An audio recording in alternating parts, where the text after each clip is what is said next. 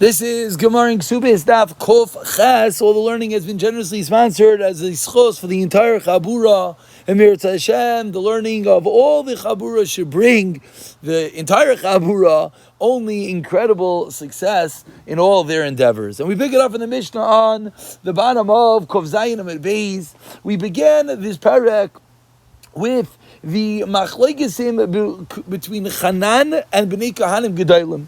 And we learned one of the machlikesim. Now, says the Mishnah, we continue with number 2. Someone went overseas, his wife needs some food, needs some cash. So an innocent bystander comes along and supports the woman. And now, when the husband comes back, that innocent bystander says, hey, I gave your wife $1,000. I want to be reimbursed. Chanan says he has lost his money. The husband never asked to borrow the money, as Rashi points out. And therefore, the fact that he went on his own accord and gave the woman money does not entitle him for a repayment. The Bnei Kohanim Gedalim argued, no, they're allowed to swear how much they spent, and take the money. The person that gave the woman money swears and takes. Amar Rav Dosi ben Urkenes k'divrei. Rav Dosi ben Urkenes says, like the Chachamim, Amar Rav Yechim ben Zakkai, no, Yafar ben Chanan. I side with the opinion of Chanan that this bystander has lost his cash. He has hung his money on the horn of a deer. There is nothing that he could do. So machlekes number 2 between Chanan and the Bnei Kohanim Gedalim is whether someone who supports a woman on his own accord, whether he gets repaid or not. Tanan awesome. We learned in a Mishnah, says the Gemara, if someone makes a neder hana, someone makes a vow that he's not going to get any benefit from his friend, as we turn over to Kov Ches Amid Aleph. What is the halacha? Says the Gemara, one second. There are numerous items that you're allowed to do for this person, even though you're not allowed to derive any benefit from him, even though you made a neder that he's not going to get any benefit.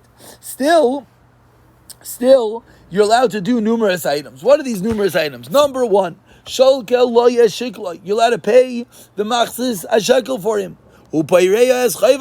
Number 2, you're allowed to pay off his debt. Number 3, you're allowed to return to him his lost item. And number 4, in a place where schar, payment is taken when you return something lost to him, the one who returned the article, the money he does not get, but rather it goes to hektish. So 3 items one is allowed to do, even though no benefit is allowed to be had. Still, these 3 items are allowed to be done. Shaikaloi as shikloi, pairei as chayvai, umakir loi as ave dasai. And the top Rashi points out, what shaikaloi as shikloi, what are you paying for? Shaikal b'shviloi, shaikal shuchayv l'chol shana l'karban asibar. There's an obligation on each person of Klal Yisrael to pay a machzis a shekel for their karbanos of the year, and you are allowed to pay for him. So says the Gemara, let's understand, why are you allowed to do these 3 things if no benefit is allowed to be had? I understand. You're doing a mitzvah for him. And we know that the general rule is that whenever you're doing a mitzvah for someone, mitzvah is lav le'hanais nitno. As Rashi points out in the second narrow line, kiloimar, meaning Rashi, whenever we know the word kiloimar in Rashi means, it's not the simple explanation. Kalaimar mitzvah ba'alma kavod. You're doing a mitzvah. Ve'enoi mahanoi lezen. You're not giving him benefit. Why? Shem lo yishaykel alav lo yifsik klum. Sheish lo chelik b'karbanos. Regardless, every person has a chelik in the carbon. He just has an obligation. He has a mitzvah to partake in that. But either way, he gets his obligation in the carbon. So you are just fulfilling his mitzvah. It is not called benefit. Titinan, as we learned in a Mishnah, Tarmin, one is allowed. And this is a Mishnah on Shkolim, which we learned together many moons ago, for those who remember. Taimim ala avid, va'ala gavoy, va'ala asid excuse me, we're having highlighting issues. Here we go. Tarmin al avid al gavil asad ligvais, that we take off truma. We are tarmin, the hektish themselves is tarmin the lishka, as Rashi says, b'shalish kupais. That what do? They withdraw from the lishka on behalf of three groups of people. Ala avid, people who lost their money. Vala gavui, people who coins were already collected, but they didn't reach the Beis HaMikdash yet, and they have to bring a carbon, and we want them to be involved in the carbon. So even though their coin did not come, we want them to be involved. And number three, Valas Ligvais, those that are going to be collected soon. So says the Gemara, I understand where you're allowed to pay someone's machzah shekel, even though you're not allowed to get any benefit. It's not called benefit. Number two, machzah levi dasei nami mitzvah kavit. It's a mitzvah to return the lost item. Ela peireya loyas chayvai hakamish dashilei. Says the Gemara, why are you allowed to pay off someone's debt? You're benefiting him. Why are you benefiting him? Because now he doesn't have to pay off his debt. So that's a real cash benefit. So why are you allowed to do that? Rav Aishia, says Rav Aishia, and of course this is where this conversation comes involved in our Gemara. Says Rav Aishia, Mani Chanani. This brisa is going according to the opinion of Chanan, the Amar Ibed Esme Aisav, who says that when you pay off someone else's debt, you cannot demand reimbursement. You have lost your money. So it's true, you repaid his debt, but you're never going to be able to get that money back, and therefore it's not called benefit. And that's the reason why, even in a case of Maidir Anami Chaveirai, you're allowed to still pay off his debts. The Rav Amar says, Rav Avilu Teimar Rabbanan, Hachamayaskina Shalava Amana Shaloi Lifraya. Says Rava, no, you don't have to say that this price is only going according to the opinion of Chanan. It can even fit with the Rabbanan. But the case over here that we're discussing is where someone borrowed money with a unique condition. Amana Shaloi Lifraya. It doesn't mean on condition he never pays it back. It means Almanah Shaloi Lifraya by a certain date. And since you could keep on pushing off repayment of the loan, therefore there's no real benefit that is gained. So says the Gemara, 3 lines on the bottom of Kuf Chesam and Aleph. Bish, Lamar Rav Lamar Kravaisha, I understand. The Maikim like Rabbanan. Why doesn't Rava answer like the first answer, Rav Aishia? Because he's learning the Brisa like the Rabbanan. Elaram Mershaishia, my time Lamar Kirava. Why doesn't Rav Aishia learn like Rava? Amlecha Rav Aishia, you know why? Neheda no Leslie says Rav Aishia. It's true that in this case, if the case is that he made it tonight, they don't have to pay by a specific date. It's true that there's no Hano Leslie. But as we turn over to Kov Chesam Beis, but Kisufa mi Leslie, do you not gain Kisufa? Do you not gain embarrassment? Hasam Nami. You're no longer embarrassed. You're welcome and you're happy to invite and meet the guy because you don't owe him any money anymore. So that is called benefit, and that is usually why he doesn't want to say that answer. And we continue with the Mishnah of Kuf Chesam and Beis. We just learned the 2 cases of Chanan that they argued on the Bnei Kohanim Gedalim. And now we continue beginning the 7 rulings of Admoin. Says the Mishnah, Admin Amr Shiva. Admin said 7 different dinim, 7 different halachais, which are going to be argued upon as well. Number 1, Misha Meis V'Iniach Banam Ubanais. Someone dies and leaves over children, sons and daughters. Bizman Shenachasim Merubim, when the estate is large. Bizman Shenachasim Merubim, Habanim Yarshun. The sons inherit, v'abanais nizaynais, and the daughters are supported from the estate. When there's not so much of the estate, habanais yizaynu, then the daughters are supported, v'abanin yachzol psachim, and the children, the sons, have to go beg in the doors. And this sounds familiar. I thought we had this case. Okay, maybe not.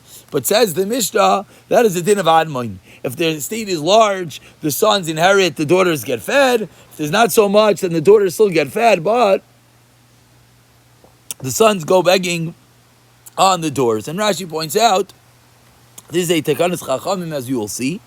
Admoin Aimer, din number 2, that is the din of the Tanakama. That's not Admoin yet. So again, Admoin number Shiva. Admon says 7 halachas. This is halacha number one of the Tanakama, and Admoin argues and he says, B'shvil shani zachar of sadati. The male children could say, what? Because I'm a boy, I lose out? Amar Rav Gamliel, Roya Aniyas, Divrei Amon, I hold like Amoin, and the male sons should not lose out just because it's not a large estate, just because they are boys. Says the Gemara, let's understand what is the taina of Admoin. Maika Amar, what was this question of Admoin that B'shvil shani zachar of sadati?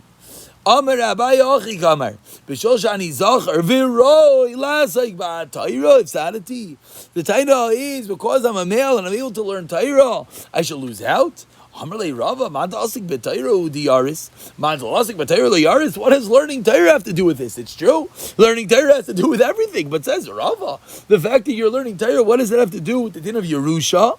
Ela Amar Rava Chikamar, B'shol shani zachar v'roi liyarish b'nechasim merubim. You know what Admoin's taina was? Just because when there's a large estate I inherit, now that there's a small estate, if sadati b'nechasim mu'atim, why would that be? And therefore Admoin said it's not true, and rather they would divide the estate equally. And we continue with the next Mishnah, Concise and Beis, continuing the 7 dinim in which Admoin and the Tanakama are going to argue. Says the Tanakama, someone goes over to his friend and claims from him, you owe me jugs of oil. And he says, it's true, I owe you something, but it's just the jug, not the oil. And of course, this brings us into the big sigyas in Bamitzia, in Shavuos, about Shavuos. Says Admoin, because you're a Maidim Mixas, you admitted to part of the claim. He said jugs with oil, and you admitted to jugs. You have to make a shvuah. That's the din of Admoin. It does mixas minatayna. No, this is not a din of Maidim Mixas. Amar Rav Gamliel, Roya Aniyas Divrei Admoin. I hold like Admoin.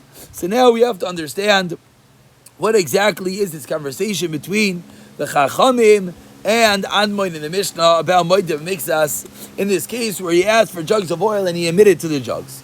Says the Gemara, Shema Mina l'Rabbanan. From the din of the Rabbanan, it sounds like Ta'anu Chitanu Sairin.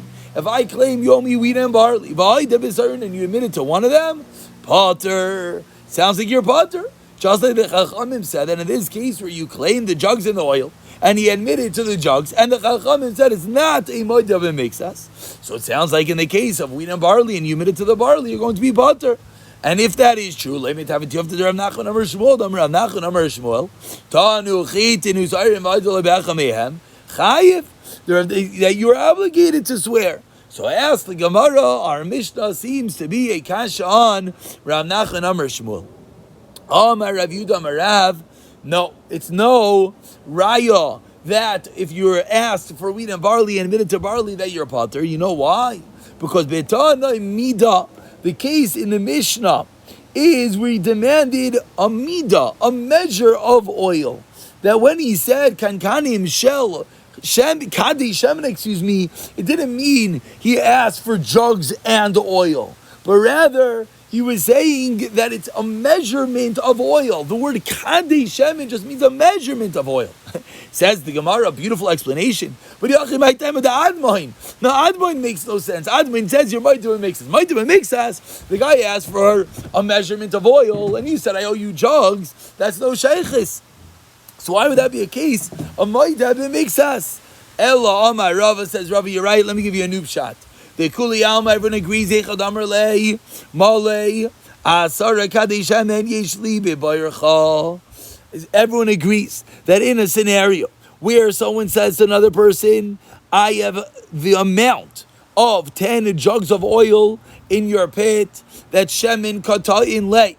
That what is he asking? What is he saying? The guy owes him. In such a scenario, he's asking just for the oil. Kan kanim like kata in lay. And he's not asking for the jugs at all. Similarly, asara kadesh shemen mulayim yeshli atzlachal. If someone says, I have 10 full jugs of oil next to you, then everyone agrees, Shemen vikan kadim katanle. Then everyone agrees that what's he asking for? Jugs and oil. So when he clearly is asking just for oil, when he's clearly asking for both, that is not the discussion in our Mishnah, the debate between the Tanakam, the Chachamim, and Admoin. Ki pligi. What is the machlekes? Hey, chadamli asara kadei shemen. He didn't say filled jugs of oil. He said, I have by you 10 jugs of oil. Asara kadei shemen. In such a scenario, yeshli as a chad, moinoimer yesh b'lashon hazeh lashon kan kanim. Admon says when you ask for 10 jugs of oil, that means you're asking for the oil and the jugs. And therefore, when you admit to the jugs, it's might have been mixed as you're admitting to part. For Rabbanan Sabri, no. Ein b'lashon hazeh lashon kan kanim elo. Ein b'lashon hazeh lashon kan kanim. You're not asking for the jugs, and that's why it's not called moideh b'mixas. Ask the Gemara, okay, beautiful. So you just told me the machlekes admoin and the chachamim, exactly how it applies. Elatai, madeim b'lashon hazeh lashon kan kanim. So the Gemara now says, one second.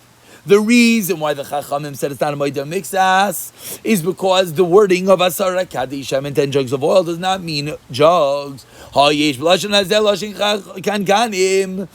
diuk, the implication of that which you just told me is that if what you asked for does include the jugs, then Chayiv, it would sound like you'd be obligated to make a shvuah, and everyone would agree it's yes called Moedah Mixas.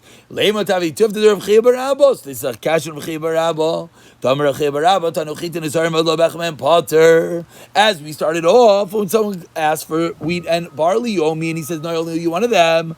Says Rav Chiya bar Abba, you're potter. But based on the implication that we just said, everyone would agree that when you're asking for includes both entities, oil and jugs, and you admit it to one, everyone seemingly would agree it's yes called Moedah Mixas, which is a kasha on Rav Chiya bar Abba, Amar Rav Tzimi bar Ashi, Nase Kimisha Tanoi Rimoin Bikli Pasli. No, you can't ask from our Mishnah, because our Mishnah, when you say jugs of oil, and it's clear that you're asking for the jugs in the oil, that's a case of where it's a rimoin bikli pasai, a pomegranate in its peel, where the two items are intrinsically tied together.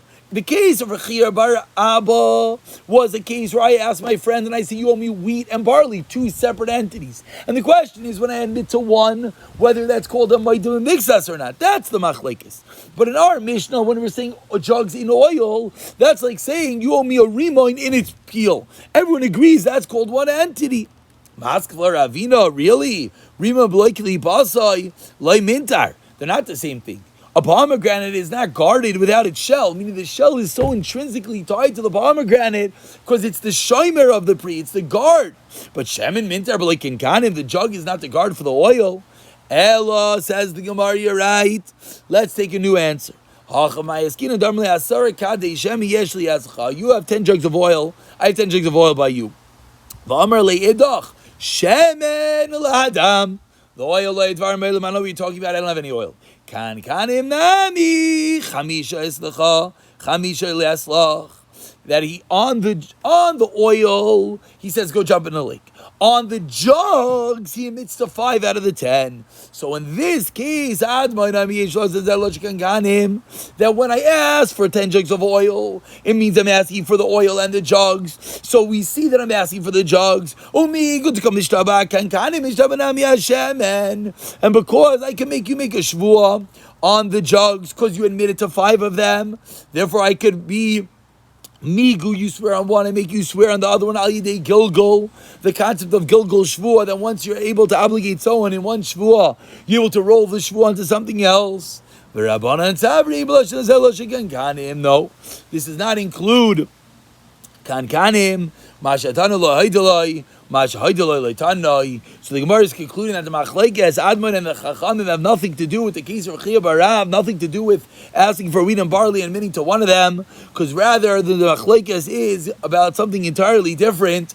When I claim the 10 jugs of oil and you admitted to 5 jugs and no oil, whether we could create a shvuah on the shemen via a Gilgul shvuah, says Admoin, whereas the Chachamim said, no, when I claim to 10 jugs of oil, has nothing to do with the jugs, and therefore, when I admit it, when the other guy admits to owing me 5 jugs, has nothing to do with that which I claimed, and therefore it's not called Moedah Mixas, and there'll be no shvuah at all. We'll pick up for the next Mishnah, with the third din of Admoin in Mirz Hashem, in the next